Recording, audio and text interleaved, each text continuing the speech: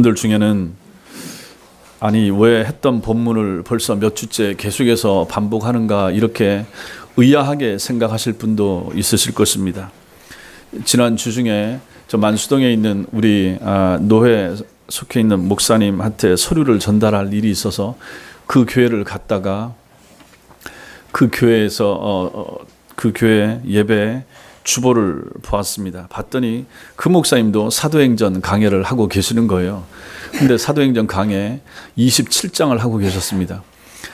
반가워서 이렇게 봤더니 그 사도행전을 2014년부터 하셔서 지금까지 하고 계신 거예요. 그래서 1년에 52번씩 강해해가지고 이걸 지금 5년째, 6년째 270 몇 회째인가 그렇게 강해를 하고 계시더라고요.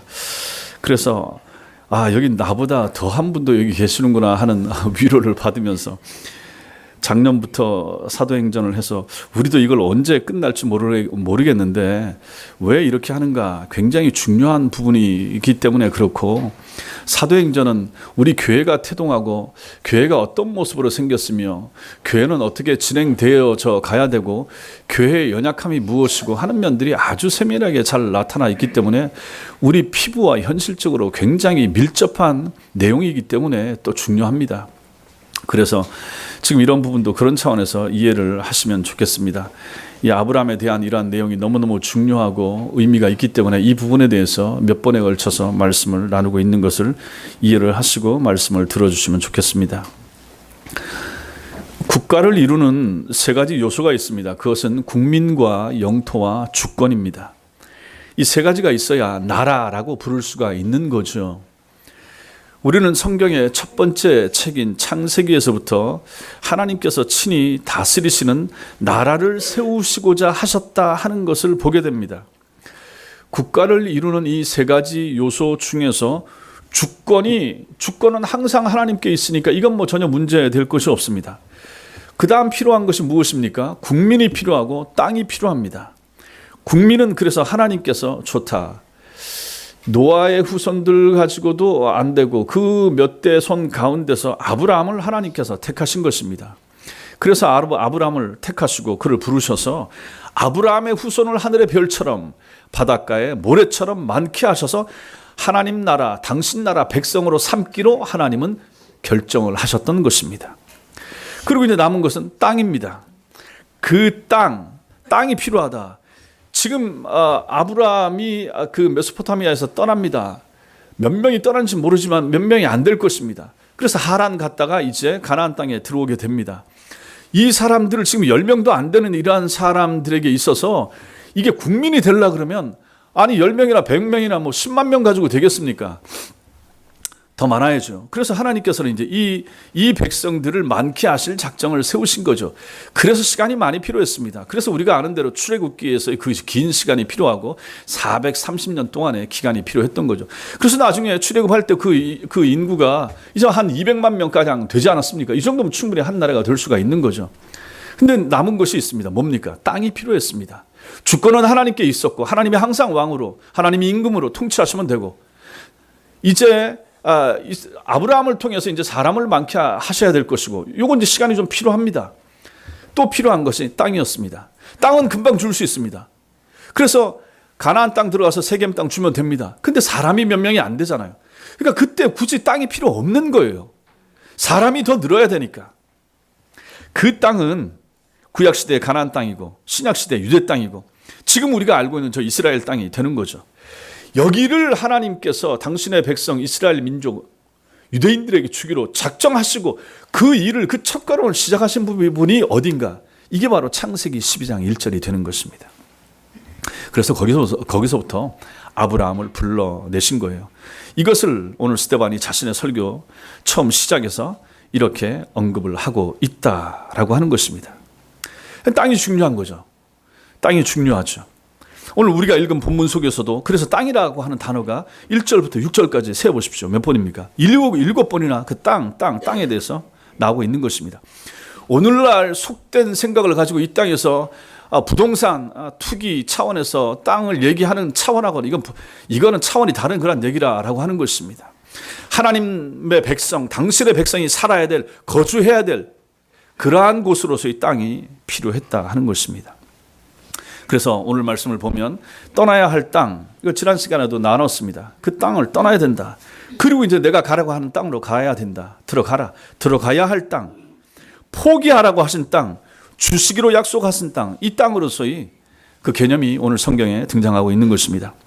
이렇게 하나님께서 약속하시는 땅에 대하여 살펴보면서 오늘 우리에게 주시는 하나님의 뜻이 무엇인가? 하나님께서 이 말씀을 통해서 오늘 나에게 무엇을 말씀하시는가? 새겨서 잘 들을 수 있는 여러분과 제가 될 수 있게 되길 바랍니다. 먼저는 잘못된 질문이 있고 바른 질문이 있습니다. 사도행전 6장에서 우리는 사도들을 대신해서 교회 내로 몰려 들어오던 그 초대교회 성도들을 위한 일꾼이 필요했다 하는 걸 보았습니다. 구제해야 되고 도와줘야 되고 접대해야 되고, 그래서 그걸 감당할 일꾼, 이걸 가지고 사도들이 다 12명이 감당하기에 너무 버거웠던 거죠. 그러다 보니까 사도들이 그 일 하느라 말씀 준비하고 기도하고 하는 일이 소홀해졌습니다. 그래서 그게 잘못된 줄 알았습니다. 그래서 그걸 그만두고 일꾼을 세워서 그 일을 하기로 했던 거죠. 그래서 세움 받은 사람들이 7명의 일꾼, 7명의 집사였던 거죠. 그들 중에 한 사람, 지혜와 권능, 은혜와 성령으로 충만했던 사람이 있었으니 그 사람이 바로 헬라파 유대인이었던 스데반이었습니다. 성령으로 충만했던 스데반은 근처의 회당으로 찾아갔습니다. 그래서 그곳에 모인 유대인들에게 예수님의 복음을 전합니다. 가슴이 뜨거워서 견딜 수가 없었던 거죠.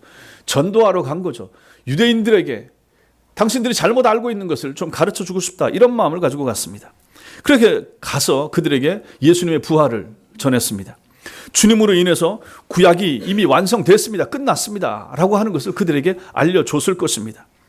유대인들은 성령의 지혜로 말하는 이 스데반에게 대적하고 논쟁을 했는데 상대가 안 되는 거죠. 성령이 도우시니까 안 됩니다. 그러니까 이길 수 없음을 생각하고 이 사람들이 거짓말하는 증인을 세운 것입니다.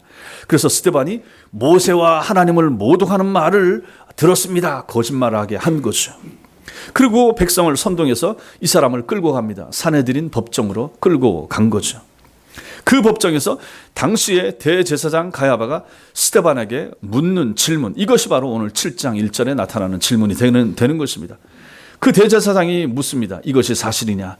지금까지 앞에서 말하고 있는 이 하나님과 모세를 모독했다라고 말하는 이 사람들의 말이 사실이냐?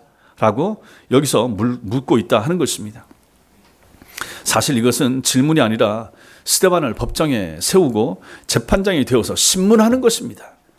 어떻게 해서든지 죄를 뒤집어 씌우려고 하는 방법이 되는 거죠.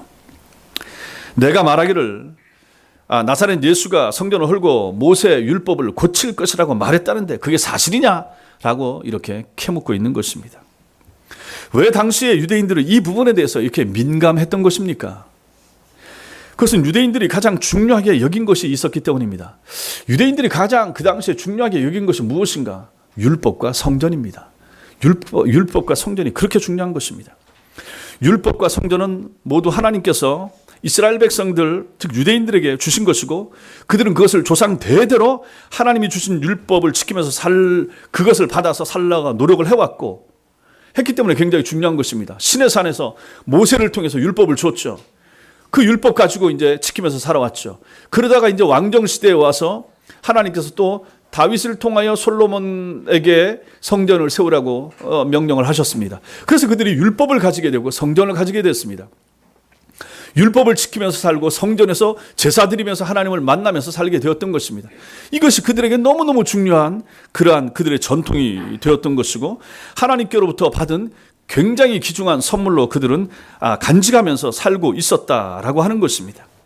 이 사람들은 조상 대대로 이렇게 하나님께서 주신 율법을 지키면서 살려고 노력을 해왔으며, 또 성전에서의 제사를 그들이 하나님을 위해서 할 수 있는 가장 영광스러운 일로 생각해 왔기 때문에 지금 스데반이 가르치는 것이, 스데반이 자기네 회당에 와서 전했던 그 말이 자신들이 가지고 있었던 그 전통을 무시하는 것 같아서 도저히 참을 수가 없었다 하는 것입니다.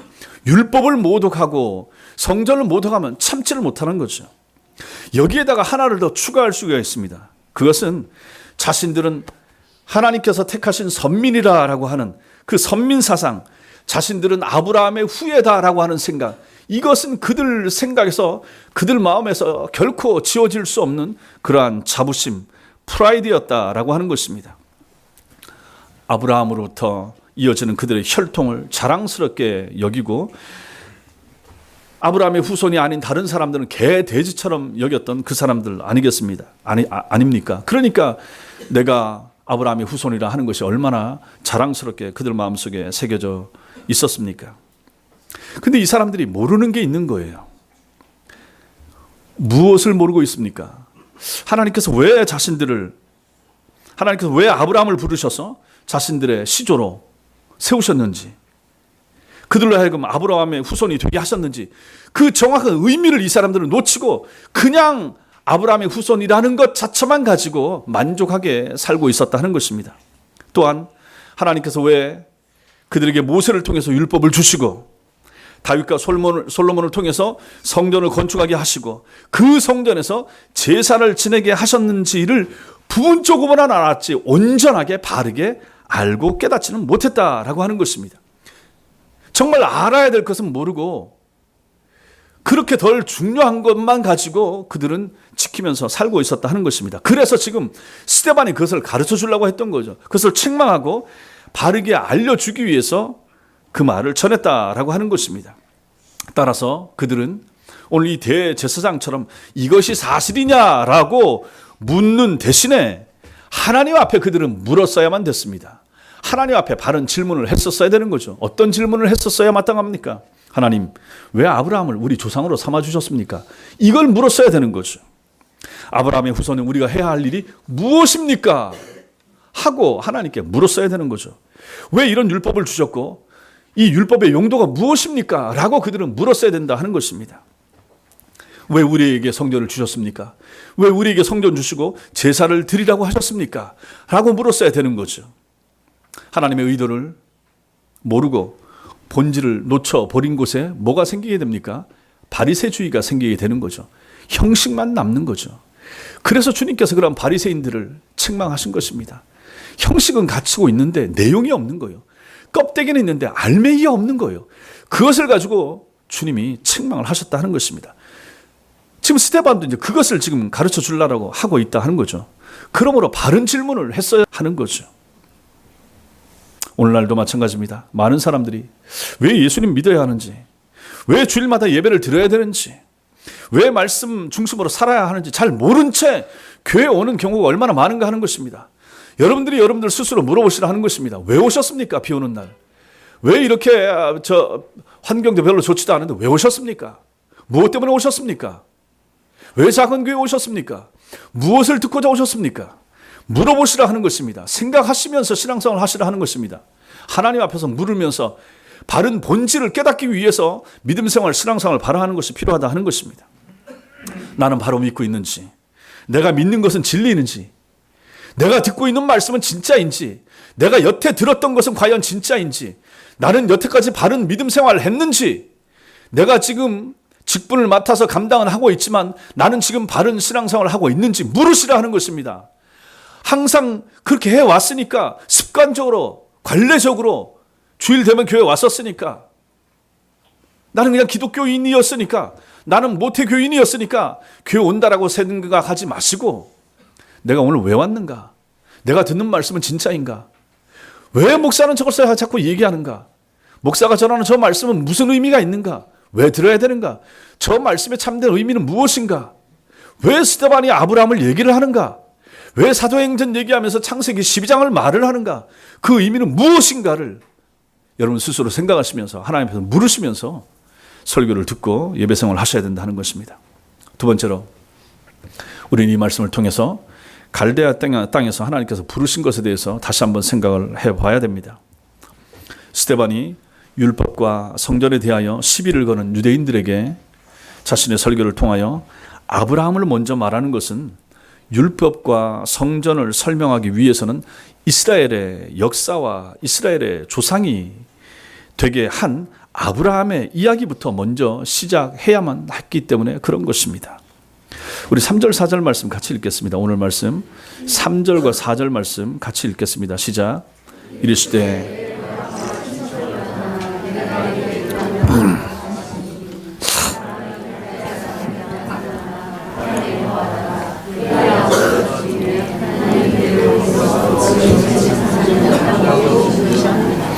하나님께서 이스라엘의 조상이고 말씀의 또 믿음의 조상인 아브라함을 언제 어디에서 어떻게 부르셨는가를 먼저 얘기를 하고 있습니다. 이 부분의 내용이 창세기 12장에 나오는데 한번 찾아보겠습니다. 여기 표를 해놓으시고 창세기 12장에 가셔서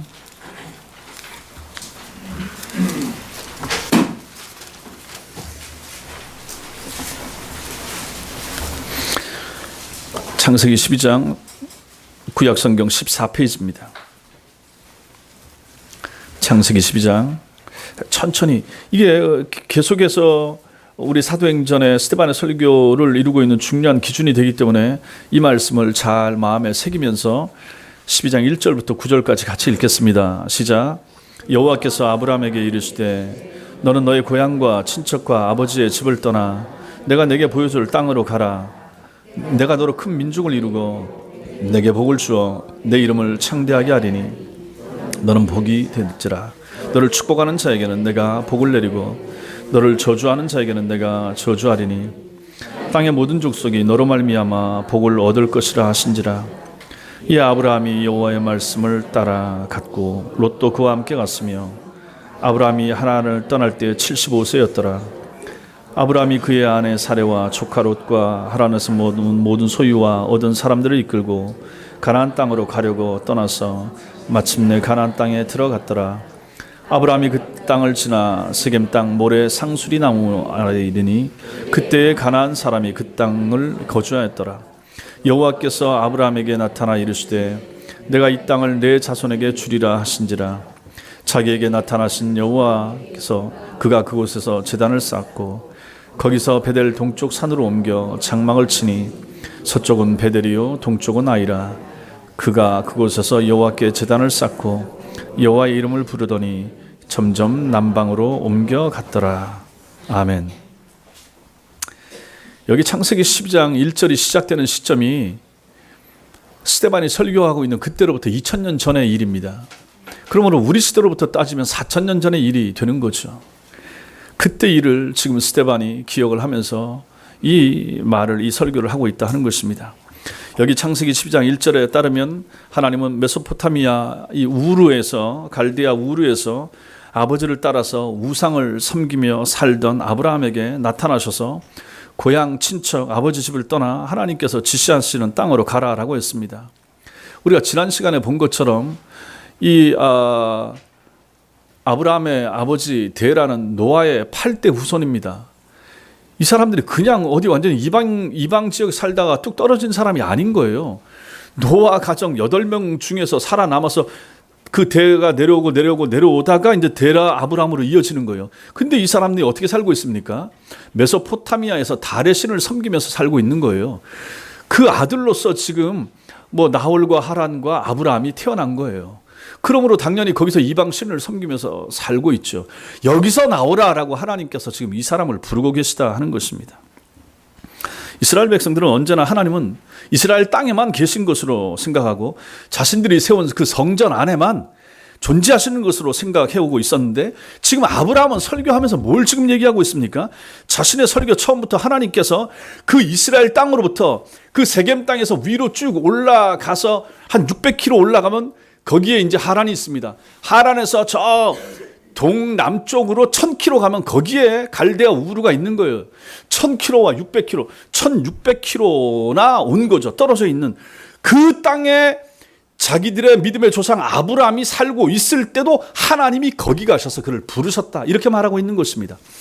여기 지금 이스라엘 땅, 예루살렘 성전에만 하나님이 계신 것이 아니라 자기들이 있는 그 시대에만 하나님이 존재하셨던 것이 아니라 그때로부터 2000년 전에 1600km나 떨어져 있는 그 먼 곳에도 하나님이 그때 그 시절 그곳에서 존재하고 계셨노라라고 말씀을 하고 있는 거예요. 그 하나님을 언급하면서 이 설교를 시작하고 있다 하는 것입니다. 거기서 그때 하나님께서 아브라함을 부르셨다라는 거죠. 그는 하나님의 부르심에 믿음으로 응답해서 정확한 목적지를 하나님이 알려주지 않았지만 고향을 떠났던 것입니다. 하나님께서는 아브라함을 달의 신을 섬기는 우상의 땅, 하나님을 모르는 땅에서 나오라 하신 것입니다. 하나님께 드려져야 할 제사, 예배가 없는 땅에서 나오도록 하나님은 불러내셨던 거죠. 아브라함 일행은 하란에 이르렀다가 마침내 가나안에 도착한 것을 우리가 조금 전에 읽었죠. 창세기 12장 7절 보면 여호와께서 아브라함에게 나타나 이르시되 내가 이 땅을 내 자손에게 주리라 하신지라. 이제 땅의 약속이 여기서 나옵니다. 자기에게 나타나신 여호와께. 그래서 그가 무엇을 합니까? 그가 그곳에서 제단을 쌓고 여기서 예배를 드리는 거예요. 여기서 그 갈대아 땅에 있을 때는 제단을 쌓았다라는 말이 없었는데 이제 여기 세겜 땅에 들어와서 제단을 쌓고 하나님 앞에 예배드리고 있는 이러한 아브라함의 모습을 보는 것입니다. 그리고 8절에서도 여호와께 제단을 쌓고 여호와의 이름을 불렀더라. 이 여호와의 이름을 불렀다. 하나님의 이름을 불렀다. 하나님의 이름이 불려지지 않던 땅에 살던 이 사람들을 끄집어내서 하나님의 이름을 부를 수 있는 땅, 불러야만 되는 땅으로 하나님께서 이끌어내신 것입니다. 제단을 쌓고 여호와의 이름을 불렀다. 이렇게 말을 하고 있는 거죠. 여기서 알 수 있듯이 하나님은 모세를 통해서 율법을 주시기도 이전에 그리고 성전이 존재하기도 훨씬 이전에 이미 믿음을 통한 구원을 계획하고 계셨고 추진하고 계셨다 하는 것을 알게 되는 것입니다. 뭐가 중요합니까? 믿음이 중요합니다. 행위도 중요하지만 가장 먼저고 가장 중요한 것은 믿음입니다. 뭘 해서가 아닙니다. 믿는 거죠. 그 하나님을 믿는 거죠. 그 하나님의 일하심을 믿는 거죠. 믿음으로 의롭다 함을 받는 것입니다. 그 일에 하나님께서는 아브라함을 택하여 사용하신 것입니다. 앞에서도 말씀드렸지만 이스라엘 백성들이 자부심을 갖는 것 세 가지가 있습니다. 하나는 그들이 아브라함의 자손, 아브라함의 후손이라고 하는 것. 또 하나는 그들이 율법을 가지고 있다. 세상 어느 민족도 가지고 있지 않은 율법을 우리는 하나님께로부터 우리 조상 모세를 통하여 직접 받았다. 그 자부심. 마지막으로 성전과 제사를 가지고 있다.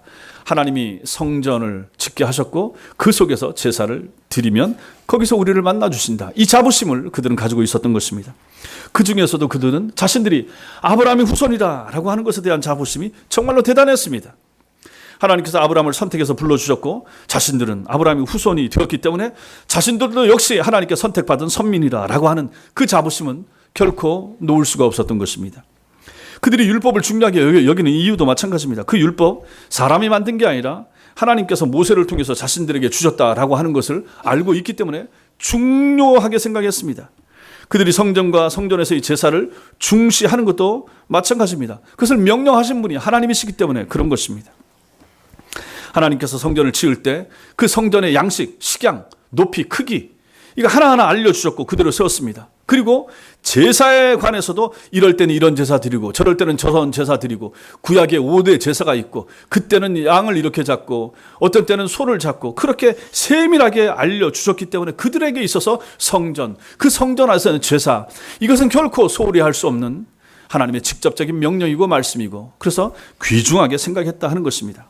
따라서 유대인들이 자신들의 선택에 대한 자부심을 갖는 것은 너무너무 당연했으며 하나님께서 주신 율법을 소중하게 여기고 그 율법을 지키면서 살라고 하는 것은 너무나도 마땅했던 것입니다. 그리고 하나님께서 허락하신 성전에서 제사를 드리는 것도 굉장히 귀중하게 그들은 여길 수밖에 없었던 것입니다. 그런데 문제는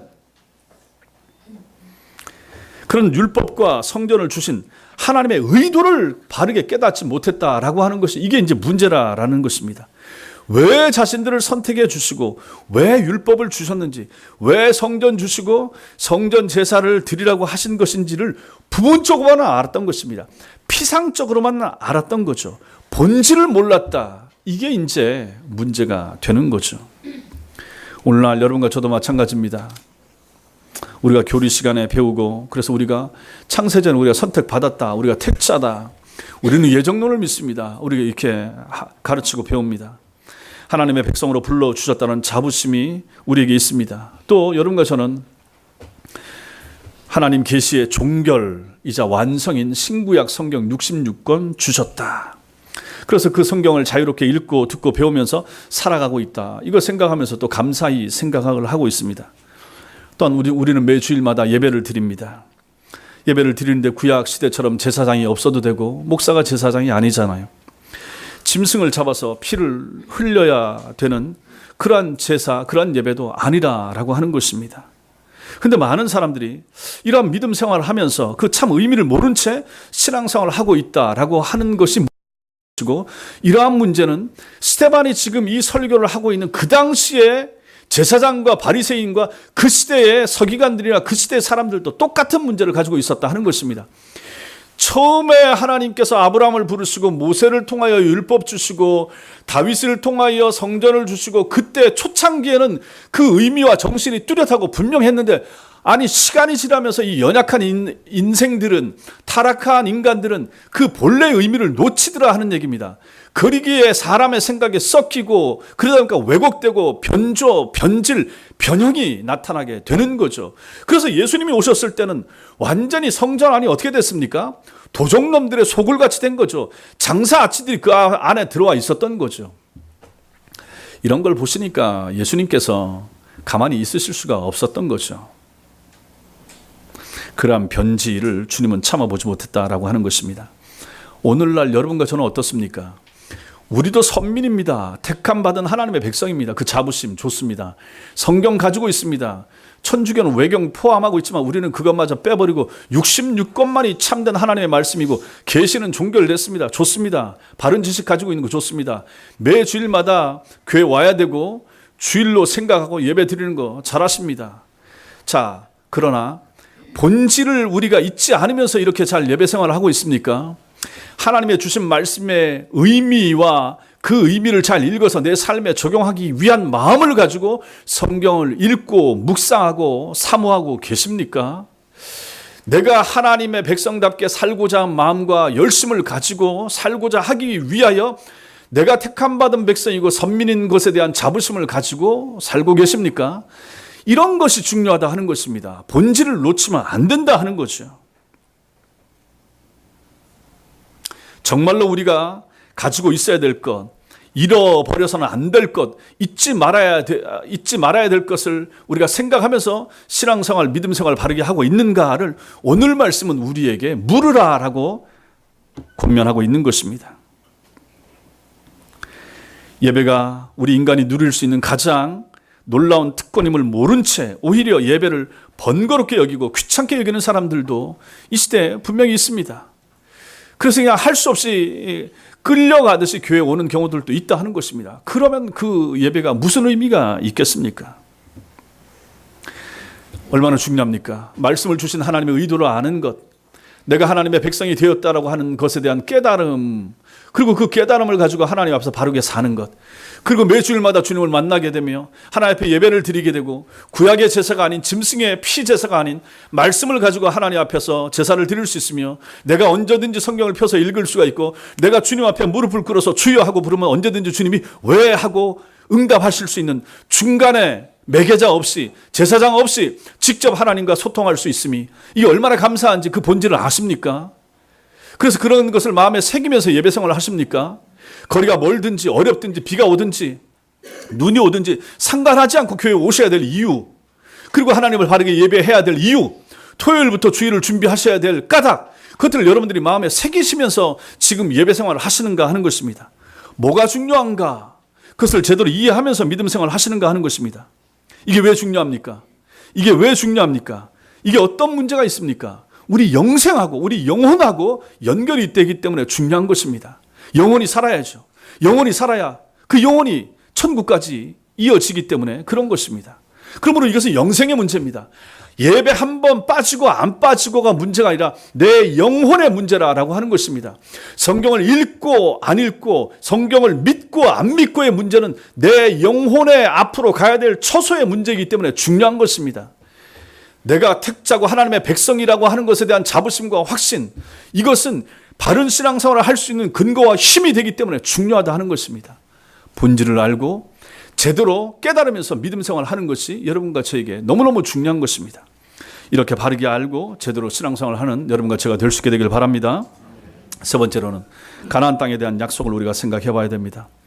아브라함이 자신이 살던 갈대아 우르를 떠나고 중간에 들러서 머물던 하란에서 떠나고 다시 마침내 도착한 곳이 지금 저 이스라엘 백성들이 살고 있는 땅이죠. 구약 시대는 그 땅이 가나안으로 불렸고 신약 시대는 유대 땅이었던 거죠. 이 가나안 땅에 도착했을 때 하나님께서는 그 당시에 그 땅을 아브라함에게 주시지 않았습니다. 그래서 오늘 우리가 읽었던 성경 말씀 본문에는 사도행전에서는 여기서 발 붙일 만한 땅도 유업으로 주지 않았다 이렇게 말씀하십니다. 그 여기가 바로 가나안 땅 아닙니까?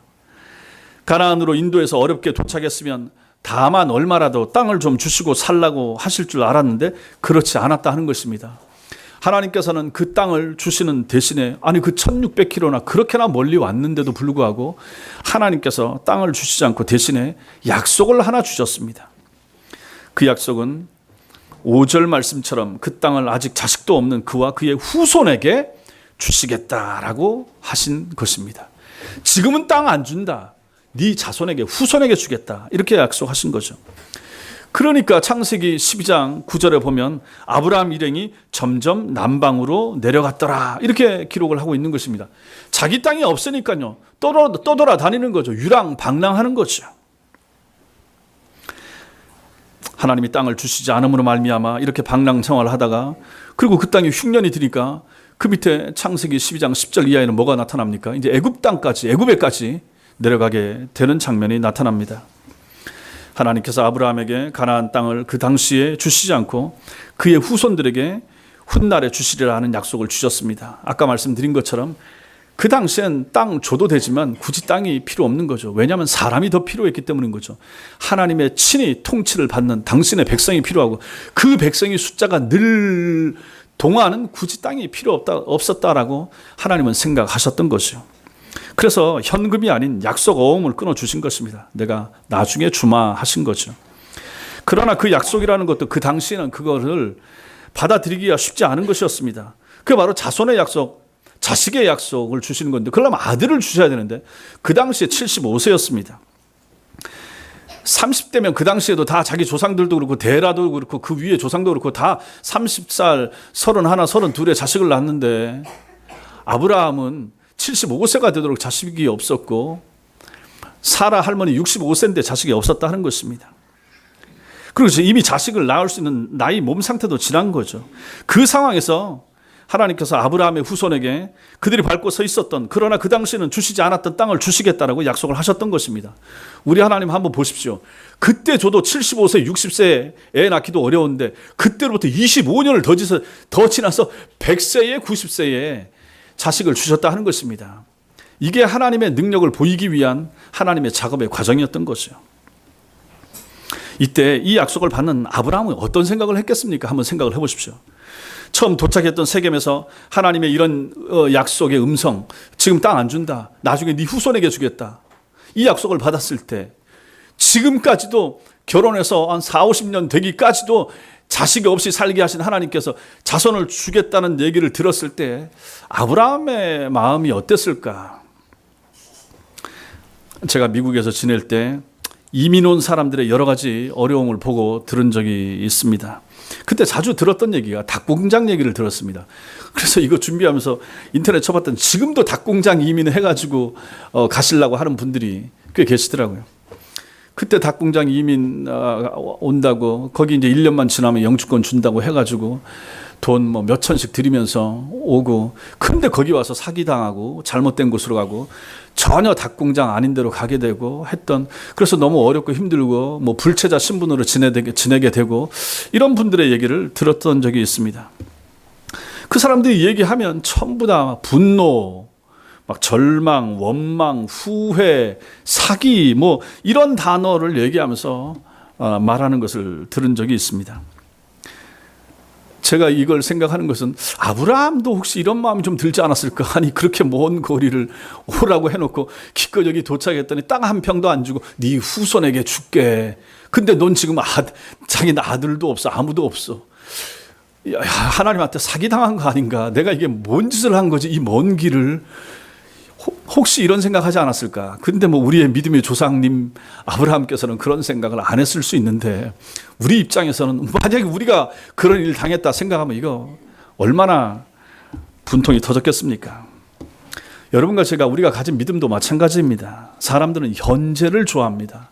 현재 지금 내 손에 잡히는 것 좋아하죠. 신앙생활도 오늘 복을 받아야 하고 이 세상에 사는 동안 복 받기를 원하지 훗날의 영원한 복이나 천국의 복 자식의 복, 여기에 대해서는 사람들이 크게 생각을 안 할 수 있습니다. 지금 당장 내게 하나님 물질 필요합니다. 당장 건강을 주세요. 당장 병 낫기를 원합니다. 지금 당장 우리 아이의 앞날이 어떻게 되길 원합니다. 이렇게 생각한다는 것이죠. 하나님께서 우리를 위해서 준비하신 영원한 도성, 영원한 천국, 영원한 생명에는 별 관심 두지 않고 살아가는 그러한 신자들이 이 땅에 얼마나 많은가 하는 것입니다. 믿음이라는 것도 믿을 근거가 있어야 믿고 내 머리로 이해가 되어야만 믿으려고 하지, 불확실한 것에 대해서 믿기를 거부하는 이 시대의 풍토가 오늘날 교인들에게 얼마나 만연합니까? 이런 인간의 본성을 아시는 하나님께서 작업을 하시는 거예요. 그 하나님께서 우리에게 참된 믿음을 주시기 위해서 믿을 수 없는 일들을 실행하시는 하나님을 볼 수 있도록 성경에 이 내용들을 기록해서 끊임없이 성경 속에 이걸 집어넣은 거죠. 약속과 실천. 믿으라 하는 거죠. 우리가 읽고 안 믿으면 소용이 없지만은 아브라함이 이랬다. 이 먼 거리를 왔음에도 불구하고 아브라함에게 내가 당장 땅 줬느냐? 당장 복 주느냐? 안 줬지. 근데 믿었지. 믿고 나중에 어떻게 됐니? 그 다음에 이삭과 야곱과 요셉, 그 다음에 모세를 통하여 내가 약속한 거 다 이루어진 거 봤지? 예, 맞습니다, 하나님. 불가능이 내게 없지? 예, 없습니다. 이렇게 하도록 하기 위해서 성경은 내용은요, 끊임없이 그런 내용입니다. 구약에 나타난 내용은 신화 같고 호황된 것 같고 홍해가 갈라졌다 그러고 만나와 메추라기로 먹였다 그러고 구름기둥 불기둥 얘기 나와서 뜬구름 잡듯이 신화처럼 생각하지만 이게 다 뭡니까? 그 자체가 목적이 아닌 거예요. 그 일을 이루시는 나 여호와를 믿으라라고 하는 것입니다. 그 믿음이 여러분과 저에게 필요했기 때문에 그 믿음 주시기 위한 하나님의 의도로서 그걸 기록한 거예요. 신약에도 마찬가지입니다. 병자를 낫게 하고 죽은 자를 살리고 무슨 오병이어의 기적, 그 기적 자체가 중요한 게 아니에요. 그 한 끼 배부르는 것이 중요한 게 아니에요. 죽었던 나사로가 살아난 것이 중요한 게, 그 사람 또 죽었어요. 병 고침 받은 사람이 중요한 게 아니에요. 그 사람 또 병 걸려서 세상 떴을 거예요. 뭐가 중요합니까? 그 일을 이루시는 그 능력을 베푸시고 행하신 메시아 예수 그리스도를 하나님의 아들로 믿고 그 예수 믿어서 천당 가라. 그 예수 믿고 영원히 복 받으라라고 하는 것입니다. 이게 중요한 거예요. 이런 걸 볼 수 있어야 된다 하는 것입니다. 이스라엘 백성들은 아브라함의 이야기를 줄줄 외우던 사람들입니다. 바리새인들이 그 사람들 아닙니까? 그러면서도 아브라함을 통하여, 아브라함이 가진 믿음을 통하여 미래에 주시고자 하시는 영원한 천국을 바라보는데 실패했던 사람들이 바로 그 사람들입니다. 성전과 율법이 무엇을 상징합니까? 신약에 오실 예수 하는 거예요. 제사가 무엇을 상징합니까? 신약에 오셔서 양처럼 잡혀 죽으실 예수 그리스도를 상징하는 것이 구약의 제사법 아닙니까? 성전의 모든 모형들, 성막의 모든 모형들은 전부 다 예수님을 초점 맞추고 있는 거 아니겠습니까? 이걸 봐야 되는데 못 봤다 하는 것입니다. 그저 그 성전 자체를 중시합니다. 그러니까 하나님께서 어떻게 하십니까? 이방인이 쳐들어오게 해서 성전에 있는 기물들 다 빼앗겨 가게 만들고 나중에는 다 몽창 무너지게 만든 거 아닙니까? 그게 중요한 게 아닌데 그걸 통하여 본질 대신 예수 그리스도를 보라고 했는데 예수를 못 보니까 못 보는 껍데기는 필요 없는 거죠. 쓸어버리신 것입니다. 없애버리는 거예요. 그걸 통해서 예수님을 바라봐야 되고 믿어야 되는데 그렇게 못하니까 하나님의 의도와 안 맞았다는 것입니다. 그런 그들의 어리석은 모습을 안타까워하면서 그것을 깨닫게 하고자 스데반이 애타는 마음으로 여기서 지금 이렇게 설교를 하고 있는 거예요. 이 스데반의 애타는 마음을 가지고 여러분과 제가 사도행전 7장을 읽으셔야 된다 하는 얘기입니다. 이 얘기를 왜 여기서 하지? 왜 뜬금없이 아브라함 얘기를 왜 하지가 아니라 그 애절한 마음을 가지고 자기 민족들이 깨닫기를 바라는 마음 가지고 설교하는 스데반의 마음을 이해하면서 이 설교를 읽고 들을 수 있어야 된다 하는 것입니다. 결국 스데반은 거기에 모인 사람들에게 이렇게 말하는 것입니다. 산헤드린 공회 회원 여러분, 당신들은 왜 우리 구주 예수 그리스도를 몰라보고 그 예수를 배척하다 그 예수 왜 죽였습니까? 당신들이 자랑스럽게 여기는 율법이나 성전의 제사가 우리 예수님을 나타내고 있는 걸 왜 몰랐습니까? 그분을 상징하는 거 왜 몰랐습니까? 아브라함의 믿음이 훗날 오실 예수님을 믿는 믿음이었다는 걸 모르셨습니까? 왜 모르십니까? 아브라함도 예수 믿고 구원받은 걸 왜 모르셨습니까? 하고 묻는 겁니다. 눈에 보이는 가나안이 전부가 아니라 보이지 않는 가나안, 영원한 천국을 믿으셔야 되는데 그게 왜 안 믿어집니까? 하고 책망하고 있다 하는 것입니다. 사랑하는 성도 여러분, 스데반이 하나님의 아브라함을 향한 부르심으로부터 그의 설교를 시작한 것은 모세의 율법을 절대시했던 유대인들에게 율법이 주어지기도 전에 살았던 아브라함을 향한 하나님의 구원의 약속을 기억나게 하기 위함이었습니다. 하나님의 약속입니다. 하나님은 약속하시면 반드시 이루십니다. 그러므로 구원은 행위가 아니라 믿음으로 이루어지는 것입니다.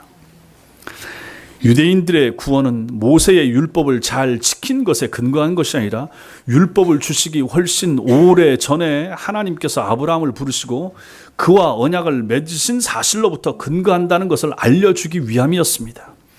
하나님께서는 우상을 섬기던 갈대아 땅 우르에서 살던 아브라함을 당신의 전적인 은혜로 선택해서 부르셨습니다. 그리고 하나님은 아브라함과 그의 후손들에게 가나안 땅을 주시기로 약속, 언약을 맺으셨습니다. 아브라함은 그 약속을 믿었고 오랜 시간이 흐른 후에 하나님은 과연 그 약속을 완벽하게 이루어 주셨습니다. 그래서 모세 때에, 여호수아 때에 마침내 요단강 건너 가나안 땅 들어가게 돼서 거기서 그 백성들이 그 땅을 차지하고 하나님을 왕으로 모시고 사사들과 함께 살게 되었던 거죠. 이것이 바로 그 약속으로부터 600년이 지난 다음에 이루어졌다라고 하는 것입니다. 그러나 보십시오. 하나님이 친히 왕으로서 통치하고자 하시면서 대리자로 사사를 세웠는데 이 사람들이 시간이 지나니까 또 그 사사 싫다고 해서 왕 달라고 해서 사울 왕, 다윗 왕 이렇게 이어지는 것입니다. 이러한 죄악된 인간들의 모습을 우리는 본다라고 하는 것입니다. 그러므로 아브라함의 부르심이나 땅에 대한 약속 그리고 훗날에 주어진 모세의 율법이나 성전과 같은 것들에 대한 바르고 분명한 이해가 여러분과 저에게 필요합니다. 그 당시에는 흐릿하고 정확히 몰랐을 수 있지만 시간이 지남에 따라 그 의미가 점차 분명해지고 마침내 주님에게 이르러서는 그 의미가 정확하게 드러났던 것입니다. 이것을 가지고 계시의 점진성이라고 그러는 것입니다. 계시의 점진성, 계시, 예수 그리스도를 보여주는 것이 계시입니다. 이 계시는 창세기에서는 흐릿합니다. 출애굽기에 좀 밝아집니다. 레위기, 신명기, 민수기, 사사기로 가면서 점점 뚜렷해지고 왕정시대 지나면서 더 분명해지고 성전시대 오면서 더 밝아지고 그러다가 마침내 예수 그리스도 오심으로 말미암아 그 에덴 동산에서부터 희미하게 보였던 예수 그리스도 오심에 대한 계시가 뚜렷하게 나타나게 되는 사건, 이 전체가 바로 구약 성경이 우리에게 보여주고 있는 오실 예수 그리스도에 대한 내용 아니겠습니까? 하나님의 계시가 다 한 번에 보여서 알게 되는 것이 아니라 시간의 흐름 속에서 차츰 분명하게 그 뜻을 드러낸다라고 하는 것입니다. 그러나 스데반 당시의 유대인들은 그와 같은 계시의 점진성을 깨닫지 못했던 거죠. 그저 성전이나 모세의 율법이 하나님 계시의 전부인 양 착각하고 그것만 껍데기만 붙잡고 떠받들고 있었던 것입니다. 그 율법이 목표하는 것은 신약에 오셔서 율법을 이루시고 완성하실 예수 그리스도셨는데 그 당시의 사람들은 이 사실을 몰랐고 그래서 예수를 죽였으며 그 예수님의 제자들마저도 핍박하고 박해했다 하는 것입니다. 우리는 갈대아 땅에서 나와야 할 아브라함과 같은 사람들입니다. 그 불신의 땅, 하나님을 예배하지 않는 땅, 여호와의 이름을 부르지 않는 땅으로 그 땅으로부터 우리는 나와야 됩니다. 그래서 하나님을 바르게 믿고 섬기는 곳에 서 있어야 하는 것입니다. 결단하고 믿음의 세계로 들어가야 됩니다. 여러분들 가운데 아직도 회심하지 않은 분들은 나오셔야 됩니다. 그 땅에서 나오셔야 됩니다. 그리고 예수의 이름을 불러야 됩니다. 여호와의 이름을 불러야 됩니다. 바르게 예배생활을 하셔야 됩니다. 하나님이 약속하신 땅을 바라보고 나아가야 됩니다. 이 땅이 전부 아닙니다. 여러분과 제가 지금 이 땅에 발붙이고 살고 있고 여기에 우리 집이 있고 우리 먹을 것이 있고 내 자식들이 있지만 여러분과 저는 언젠가 세상을 떠납니다. 그때가 언젠지 아무도 알 수 없지만 그 다음이 문제입니다. 그 다음 하나님 나라 가야죠. 그 다음 영원한 천국 가야죠. 그거 어떻게 갑니까? 말씀을 제대로 알고 믿을 때, 그 나라를 소망하면서 살 때, 예수 이름을 제대로 부를 때 그 사람이 들어갈 수 있게 되는 것입니다. 그래서 땅이 중요하지만 땅이 덜 중요합니다. 정말로 가치 있는 것은 후에 있습니다. 훗날에 옵니다. 우리가 죽은 다음에 옵니다. 죽은 다음에 필요 없다라고 절대로 말씀하지 마시라 하는 것입니다. 하나님이 약속하신 땅, 허락하신 땅, 우리에게 주시기로 약속하신 땅 믿고 나아가는 성도들이 되셔야 됩니다. 여러분과 제가 하나님이 약속하신 땅, 천국을 소망하면서 이 땅에서 오늘도 예배생활 잘하시고 이 예배를 통하여 천국을 바라보고 이 땅에 이 시간의 예배를 바라보면서 천성의 예배를 사모하고 이 시간에 찬송 부르면서 천국에서 우리가 영원히 불러야 될 찬송을 사모하는 믿음 있는 성도들 다 되시기를 주님의 이름으로 축원합니다. 기도하겠습니다.